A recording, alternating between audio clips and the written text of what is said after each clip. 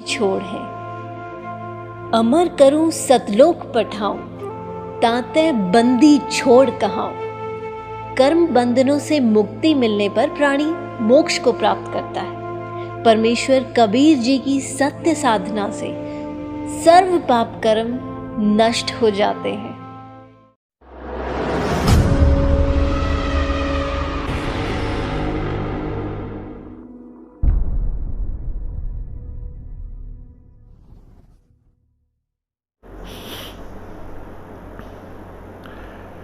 कबीर राम बुलावा भेजिया,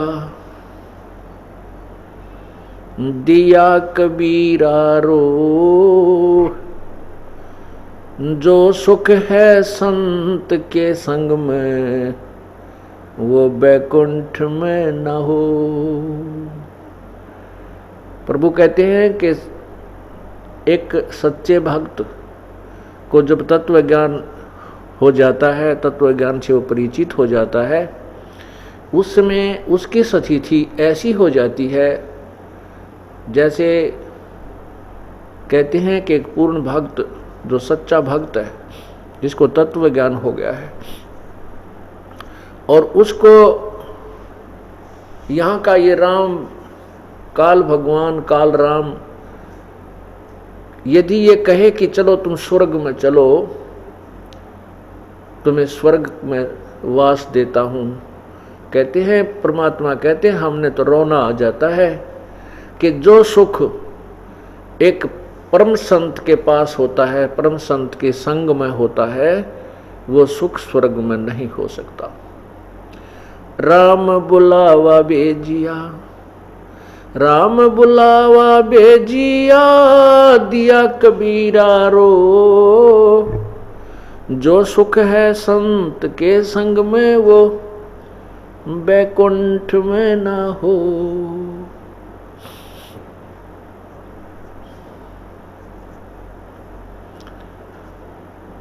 पूरे संत के ऊपर ही सारी महिमा चलती है।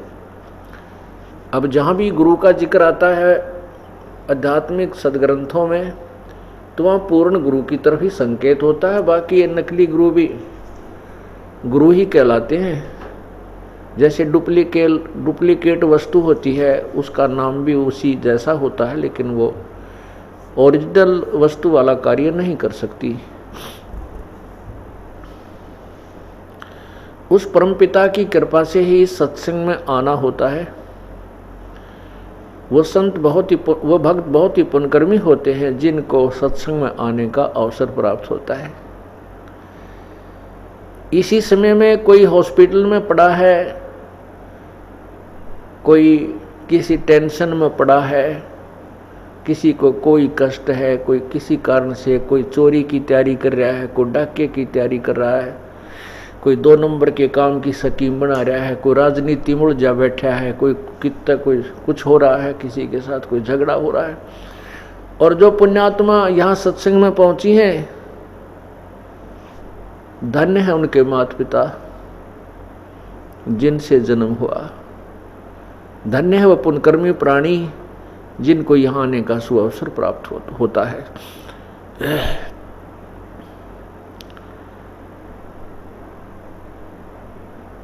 और सत्संग में आने से परमात्मा की महिमा का ज्ञान होता है।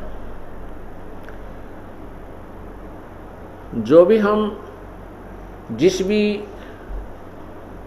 व्यवसाय के अंदर हम प्रवेश करते हैं, उसका ज्ञान हमें पूरा होना चाहिए, तभी हम उस व्यवसाय में सफल होते हैं।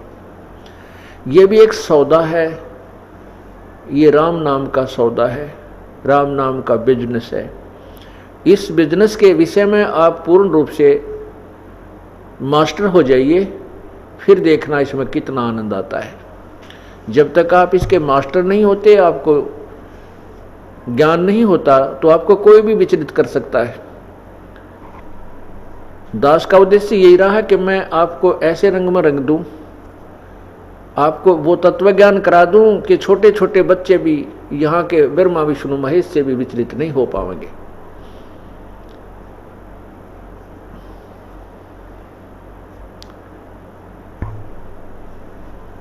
और यहाँ के छोटे मोटे संत पंतों की तो कहनी क्या है, वो तो हमारे भक्तों को टस से मस कर ही नहीं सकते।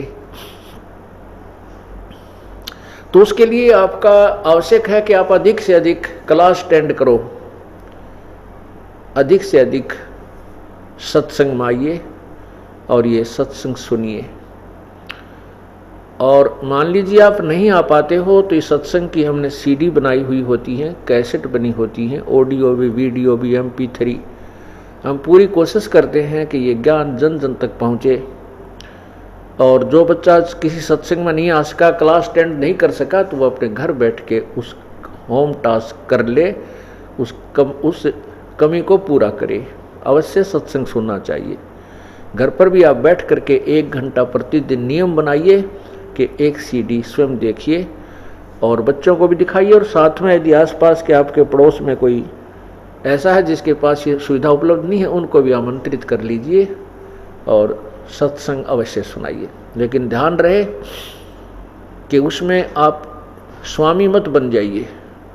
ये स्वामी बनना इस जीव के लिए खतरनाक होता है।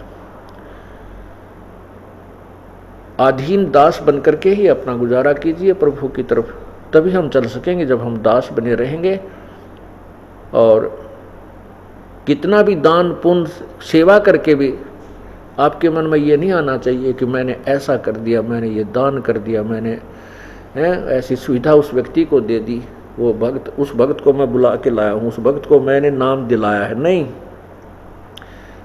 परमात्मा की कृपा हुई कि आपके माध्यम से आपको प्रेरित करके उस प्रभु ने ही ये सब कार्य उस पुण्य आत्मा के लिए करवाया है। करे करावे साइयां मन में लहर उठा, दादू सिर दर जीव के वो आप बगल हो जाए। तो इसके लिए कहता है कि मैं करे सो मारिए। परमात्मा की वाणी कहती है मैं करे सो मारिए और तू करे सो छूट बे। इस मार में होशियार बंदे गधा बने के उठ बे। हो करे सो गद्दा होई, मैं करे सो बोक बे। और बंदा बिसारे बंदगी तो स्वान है सब लोक बे।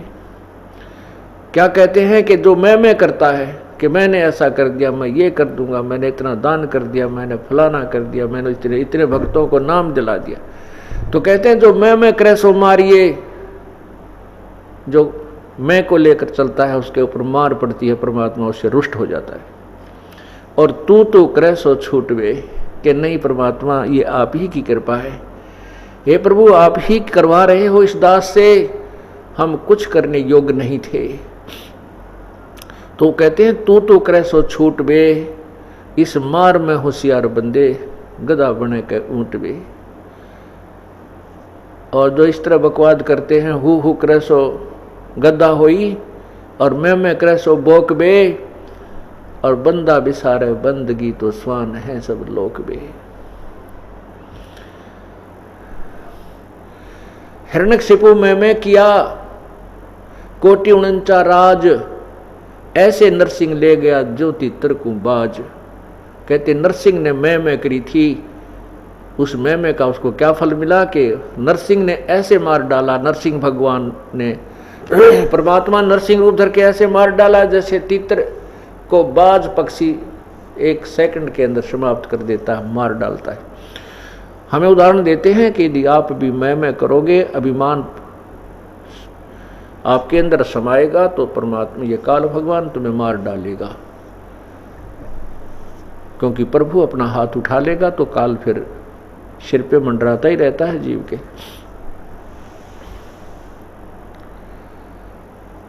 सत्संग में आने से जीव को लाभ, बहुत ज्ञान होता है, लाभ होता है। कहते हैं संत मिलन को चालियो दिन में कई बारे। आसौज के मेह जो ये घना करें उपकारी।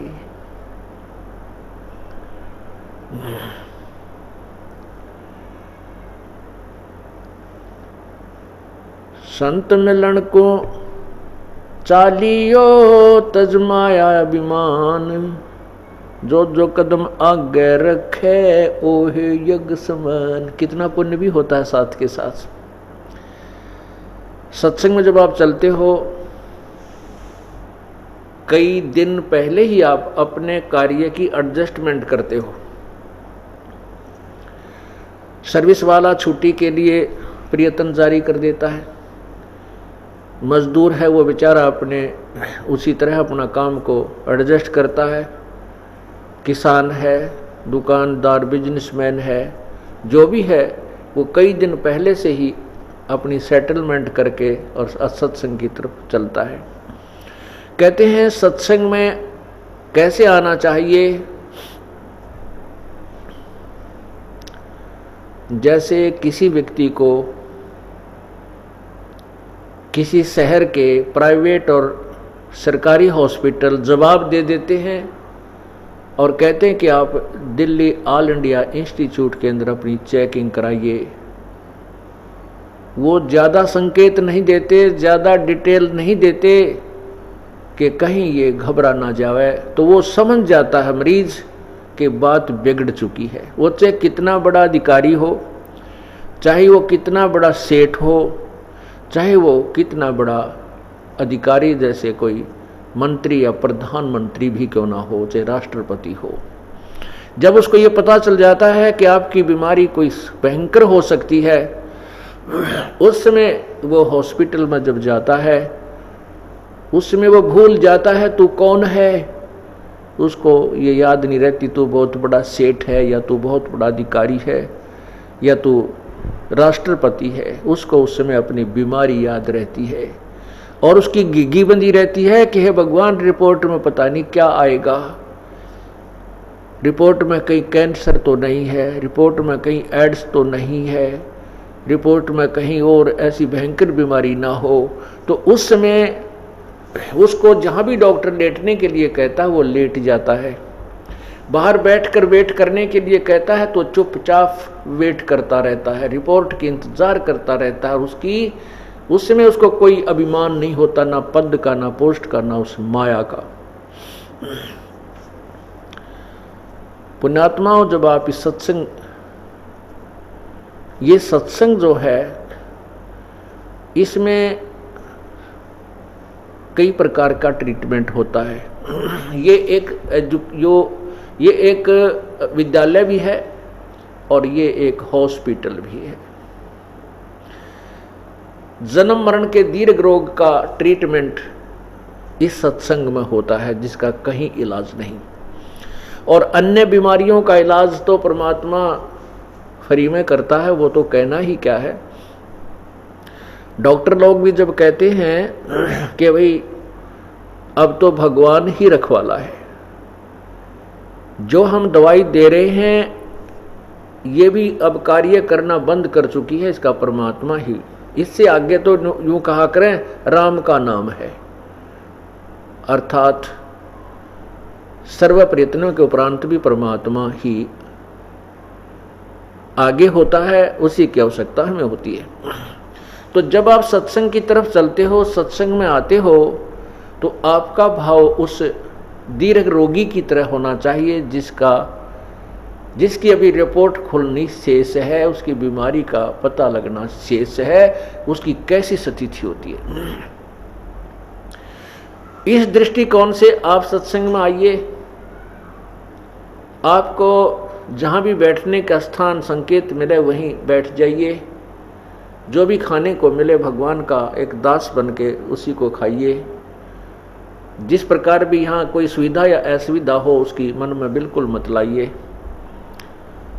और कितना बड़ा अधिकारी या कोई सेठ या उच्च पोस्ट वाला है या कोई गरीब अमीर जो भी है, यहाँ एक बहुत ही अधीन रूप में उस बीमार की तरह यहाँ पर आना चाहिए। तो इस तरह आने से क्या लाभ होगा, इस तरह न आने से क्या हानि होगी। संत मिलन को चालियो तज माया अभिमाने, फिर जो कदम आगे रखे है ओ हे यज्ञ समान। जितने भी कदम इस साधिनी के इस तरीके से आप आओगे सत्संग में, तो आपका एक कदम एक यज्ञ के तुल्य पुण्यदायक होगा। अब हिसाब लाना आप कहाँ से चले हो। और यहाँ तक कितने कदम आपके हो गए, ये पुण्य आपको प्राप्त हुए। हम युगों युगों के भक्तिहीन हैं, हम कंगाल हैं, निर्धन हैं भक्ति में, और हमारे ऊपर इस काल का बहुत ज्यादा ऋण है। हमारे पाप कर्म बहुत अत्यधिक संचित हैं। हमारे जो पाप कर्म है वो अत्यधिक संचित हैं और हम निर्धन हो गए हैं। तो हमने हर प्रकार से अब धन बटोरना है, राम नाम का धन हर प्रकार से बटोरना है। वो कौन कौन से तरीके हैं? 5 यज्ञ हैं, ये 5 यज्ञ भी हमने करनी है। और फिर ये 3 मंत्र हैं और एक प्राथमिक मंत्र है। इन सभी की हमने दिहाड़ी करनी है, मजदूरी करनी है, अर्थात इनकी साधना करनी है। तब हम उस परमपिता परमात्मा को प्राप्त कर सकेंगे और उस साधना से हम साहूकार होंगे और योग के बल से, भक्ति की शक्ति से हम सतलोक जा सकेंगे। उस धन से हम वहां जा सकेंगे, क्योंकि उसमें हमने सबका यहां अकाउंट क्लियर करना है। इस शरीर के अंदर यहां तक पूरे हमारे कमल बने हुए हैं, जिसमें मूल कमल के अंदर श्री गणेश जी, मूल कमल से 2 उंगल ऊपर स्वाद कमल होता है, स्वाद चक्र भी बिल्कुल बोलते हैं उसको, सावित्री ब्रह्मा जी, उस नाभि के पीछे नाभि कमल कहलाता है, उसके अंदर भगवान विष्णु और लक्ष्मी जी, और हृदय कमल में विष्णु और भगवान शिव और पार्वती जी, और कंठ कमल में यहाँ पीछे की ओर रीढ़ की हड्डी के अंदर की तरफ, बैकबोन के अंदर की साइड में यहाँ दुर्गा यानी शेरा वाली का कमल है। तो हमने वो साधनाएं करके इनसे पार होना है, आगे चलना है। सहस्रार कमल के अंदर ये ज्योति निरंजन है। तो हम पहले त्रिकुटी में पहुंचेंगे। त्रिकुटी में जाने के बाद हमारा वो 2 मंत्र का जो सतनाम है वहाँ उसका हिसाब होगा, उसमें से 1 मंत्र की कमाई हम वहाँ दे देंगे। और प्राथमिक जो मंत्र जो ब्रह्म गायत्री मंत्र आपको दिया जाता है वो हमें यहाँ तक बरी कराएगा। ब्रह्मा जी, दुर्गा जी, शिव जी और विष्णु भगवान और ब्रह्मा और गणेश जी के लोकों से हमने पार कराएगा। इनका जो मजदूरी हम करते हैं, प्रथम मंत्र का जाप करते हैं, या कमाई इनको देंगे, ये हमें यहाँ से जाने देंगे, हमारा अकाउंट क्लियर होगा।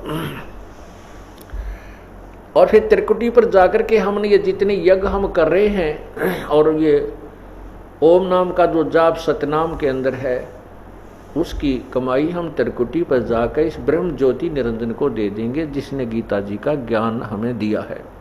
और वो खुद कहता है गीता जी के 18वें अध्याय के 66वें श्लोक में कि सर्वधर्मान परित्यज्य माम एकम शरणं व्रज अहम त्वा सर्व पापे मोक्षामि मा शुच।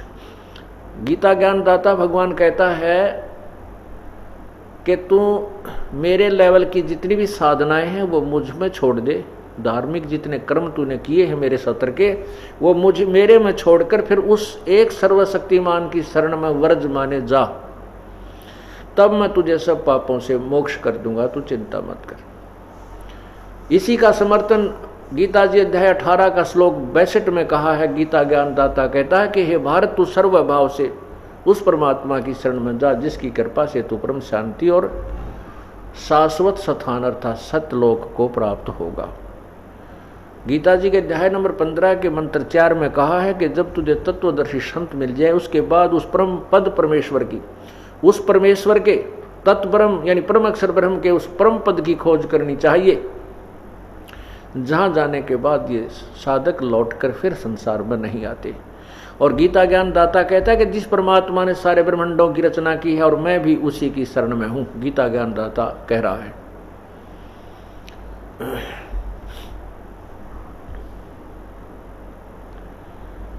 तो इस प्रकार सतनाम का जो दूसरा मंत्र होता है, ये 2 अक्षर का होता है सत्यनाम। तत् है वो तत् सांकेतिक है। जिन्होंने दूसरा मंत्र प्राप्त है उनको पता है तो उस दूसरे मंत्र की जो कमाई हम आगे देंगे, जो परब्रह्म के लोकों को पार करेंगे। और तीसरा मंत्र जो सार नाम है वो हमें सतलोक में स्थायी स्थान दिलाएगा, उसकी कमाई सतलोक में ले जाएगी। तो प्रसंग चल रहा है कि हमने धनी होना है, बहुत से यज्ञ करने हैं। राजा लोग धनी होते थे, वित्तीय धनी होते थे, वो बहुत से यज्ञ किया करते थे। कोई 100 यज्ञ कर देता था, कोई 200 कोई 1000 यज्ञ करते थे। अब हमारे पास इतना वित्त नहीं है, लेकिन परमात्मा ने तरीके बताए हैं कि संत मिलन को चालिए तज माया अभिमान, और जो कदम आगे रखे ओ है यज्ञ समान। तो आप अपने घर से यहाँ तक आए हो, जितने भी कदम आपके रखे गए वो आपके एक एक यज्ञ के तुल्य पुण्यदायक हैं। फिर यहाँ पर अन्य यज्ञ भी आपको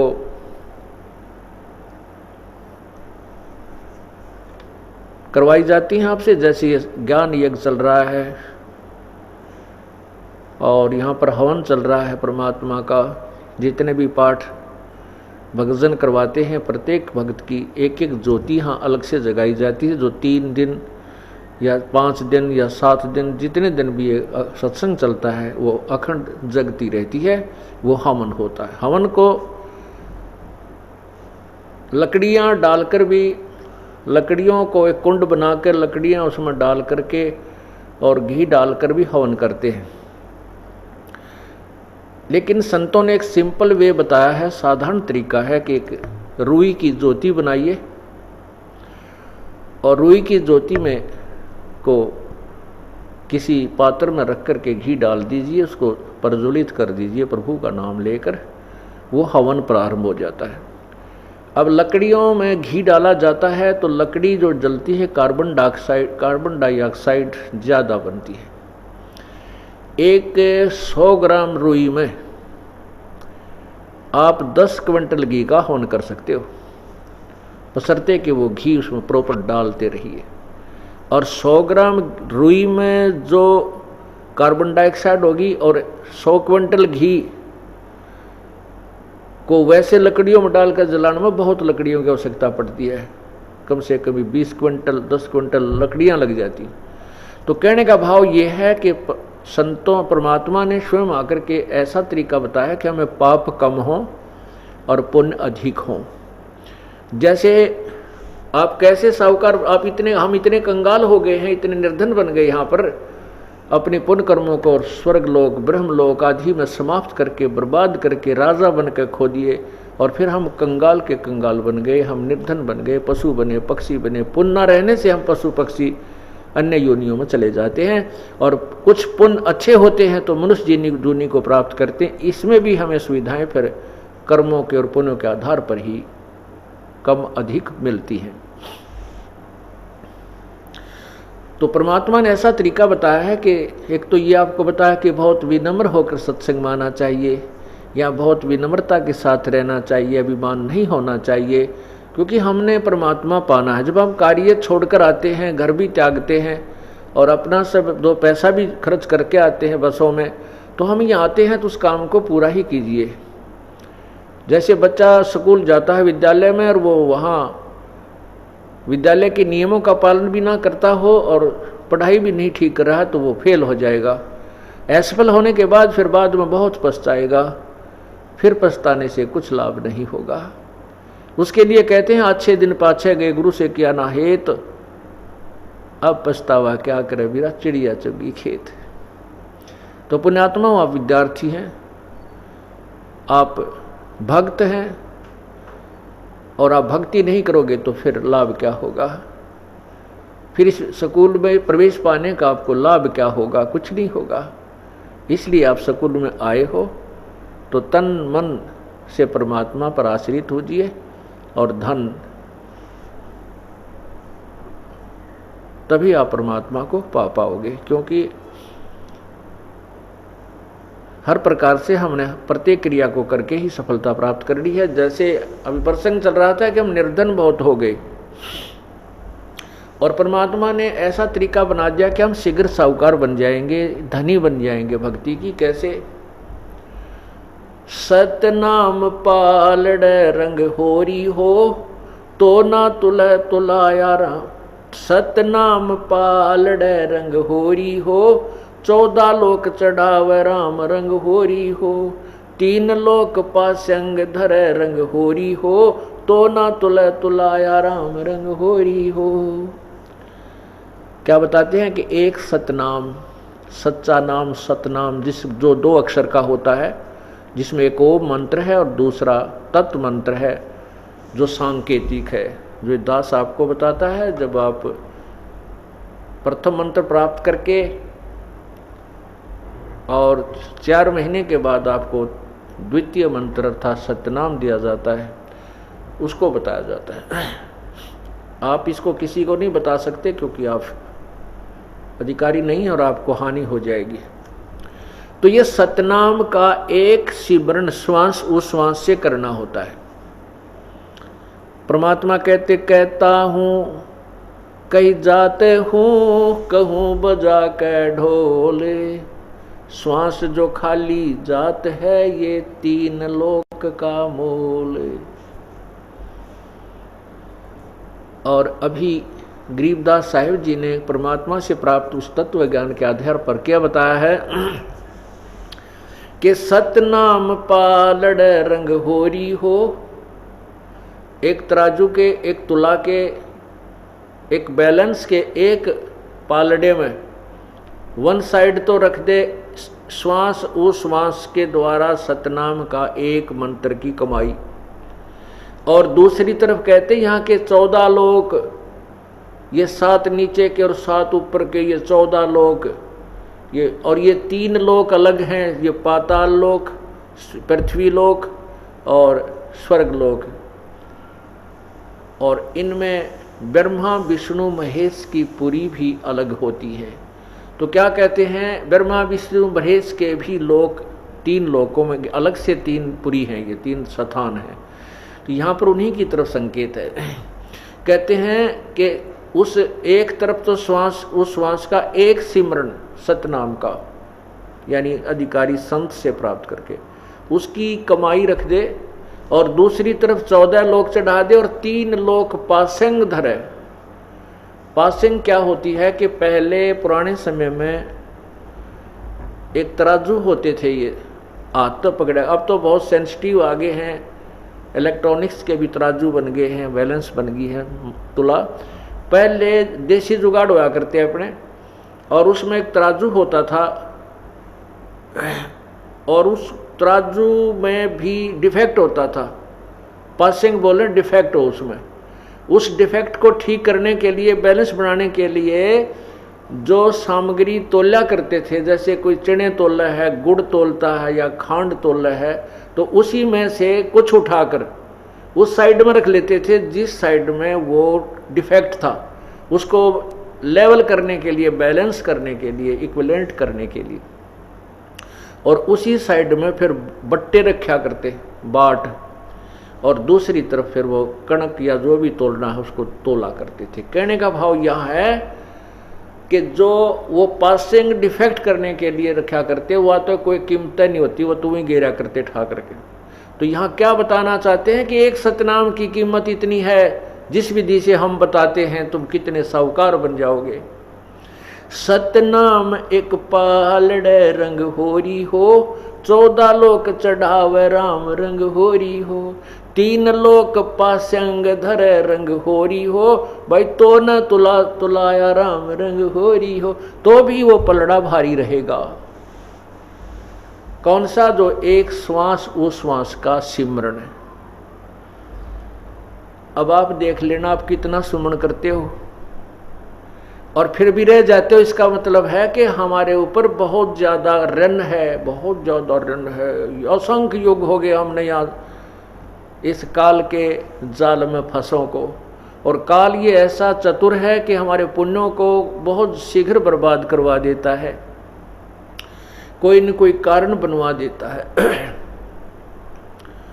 और फिर हम जैसे थे उसे फिर हो जाए। उसके लिए सावधान रहना होगा। हमने अपने पुण्यों को कहीं नहीं बर्बाद करना है, घड़ी डिमांड भी ना करनी चाहिए परमात्मा से, मन ये दे दे, मेरा ये हो जा, 2 कोठी हो जाए, एक और बना लूँ, ये भगवान एक छोरा का और थोड़ा प्लाट मिल जाए। हम यही तंग मांगते रह जाते हैं। नहीं, परमात्मा से आप मोक्ष, भक्ति और मोक्ष मांगिए, और भक्ति में ये सब अपने आप मिल जाएंगी जिनकी आप अलग से डिमांड करते हो। जैसे किसान गेहूं बीजता है और उस किसान के पास अपना कोई पशु भी नहीं है, ट्रैक्टर से सारा काम कर रहा है, तो गेहूं बीजेगा किस लिए? कि वो अपने परिवार का पेट भरे। प्रथम तो उसने अपने परिवार की और अपने जो है जीवन रक्षा के लिए गेहूं की आवश्यकता है। उससे बचेगा जो सामग्री तो उसको बेचकर अपना अन्य काम वो करेगा। तो इसी प्रकार जैसे गेहूं बीज दिया, उसका उद्देश्य था अपनी रक्षा करना, अपना पेट भरना, परिवार का पेट भरे उस अन्न से। लेकिन गेहूं वो अन्न बनने से पहले भूसा पहले बनता है।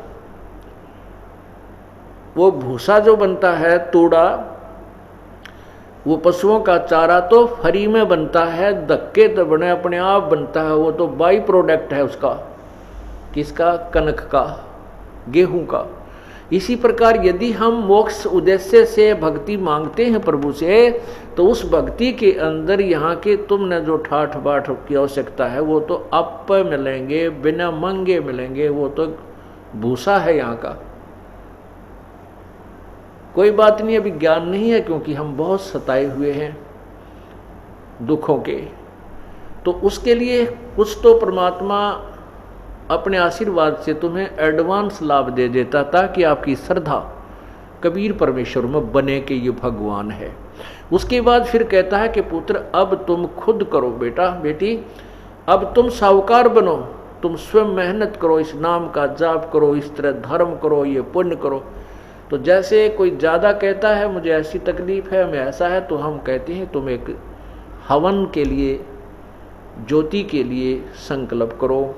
इसी को कहते हैं आप पाठ के लिए संकल्प करो, क्योंकि हम अपने आशीर्वाद, परमात्मा अपने आशीर्वाद से तो आपको देता ही देता, उसके बावजूद भी आप इतने वीक हो चुके हो कि फिर भी उभरते उभरते समय लग रहा है। तो उसको कवर करने के लिए वो आपको बताया जाता है कि ऐसा कर दीजिए। लेकिन जो कहते हैं बिन इच्छा दो देत है सो दान कहावे, और फल बाँचे नहीं तास का वो अमरापुर जावे। जैसे आप पुण्य करते हो या हवन के लिए, कोई भी ज्योति के लिए जो दान करते हो, ये सबसे उत्तम बताया है कि कोई बिना डिमांड के करना चाहिए। इसमें दोनों फल मिलते हैं। यदि हम किसी डिमांड की कोई परमात्मा से मांग करके जो पुण्य करते हैं वो काम तो हो जाता है, लेकिन वो पुण्य बराबर हो गया, उस पुण्य के प्रतिफल में आपने ले लिया। और बिन इच्छा जो देते सो दान कहावे, फल बाँचे नहीं तास का वो अमरापुर जावे। जो दान आप करते हो सब इच्छा से, कर्तव्य समझकर, जैसे गीता जी के 3रे अध्याय में लिखा है कि जो व्यक्ति परमात्मा के दिए हुए उस धन में से जो दान नहीं करता वो तो पापी, एक पाप खाता है। इसलिए हमारा परम कर्तव्य है कि हम कुछ पुण्य करें, यज्ञ करें। तो उसके लिए हमारा परम कर्तव्य समझ करके हम जो पुण्य दान जो भी करते हैं, पाठ आदि करवाते हैं, उसका फल दोनों लाभ देता है। वो आपके जो काम अड़े हुए हैं उनको भी सेट करता है, क्योंकि आपने बिन इच्छा एक कर्तव्य समझकर दान पाठ आदि करवाया है, और आपको सतलोक जाने के लिए भी उसका पुण्य सहयोगी शेष रह जाता है। अब जो प्रसंग चल रहा था कि संत मिलन को चालियो दिन में कई कई बारे, आसौज के मेह जो वो घना करें उपकार। कई बार ना कर सके, कई बार ना जा सके, तो दिन में जा 2 बार। 2 बखत कर ले कह कबीरता दास को हो, काल दगा ना दे। कहते हैं संत के दर्शन यदि तू कई बार ना कर सक तो दिन में 2 बार कर ले। और 2 बार भी, क्योंकि 2 बार तो दूर वाले नहीं कर सकते, उनके लिए कहा कि 2 बार नहीं कर सकता है तो कर 1 वक्त कर ले। 1 वक्त भी नहीं कर सकता है तो हफ्ते में 1 बार अवश्य दर्शन कीजिए। हफ्ते में भी नहीं कर सकता है तो 15 दिन में अवश्य दौड़ कर जाइए। और हफ्ते 15वें दिन भी नहीं कर सकता है, 1 पखवाड़े भी नहीं कर सकता है तो मंथ में 1 महीने में तो अवश्य ही जाइए। फिर भी परमात्मा क्योंकि ज़्यादा दूर होने वालों के लिए कहते हैं कि 1 महीने में नहीं जा सकता है तो 3रे महीने अवश्य पहुंचिए। 3रे महीने नहीं जाता, 6ठे महीने अवश्य आइए। 6ठे महीने भी नहीं जाता तो 1 वर्ष में अवश्य संत के दर्शन कर लीजिए। और कहते हैं 1 वर्ष में भी जो नहीं दर्शन करने जाता है, कहते हैं 100 भक्त साकेट कहलावे। 1 वर्ष में भी अपने गुरुदेव के दर्शन के लिए नहीं आता है तो उस भक्त नहीं है, उसमें कोई भक्ति नहीं है, वो साकेट कहलाता, अर्थात वो उपदेशी नाम युक्त नहीं है। अब यहाँ प्रश्न मन में उठता है कि जैसे गुरुदेव जी आपके जेल में पड़े थे और आप दर्शन नहीं कर सके, ये इमरजेंसी में लागू नहीं होता। ये प्रभु की लीला समझ करके उसमें उसके लिए लागू नहीं होती हैं बातें। जैसे आप स्वतंत्र हैं, आप और दास भी विराजमान है और अब भी आपकी रुचि कच्ची है तो आपकी भक्ति का लेवल, आपकी भक्ति का सत्र आपके पास विद्यमान है कि आप कितने भगत हो, कितनी आपकी श्रद्धा है, कैसे उमंग आपके अंदर उठ रही है या नहीं उठ रही है। उतनी ही लगन से आप यहाँ आ रहे हो तो उतना ही आपके अंदर प्रभु का प्यार है, आपकी श्रद्धा है।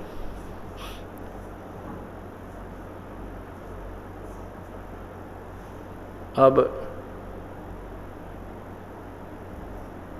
सतगुरु की महिमा जो बताई जाती है कि सतगुरु क्या क्या बताते हैं। सतगुरु के दरबार में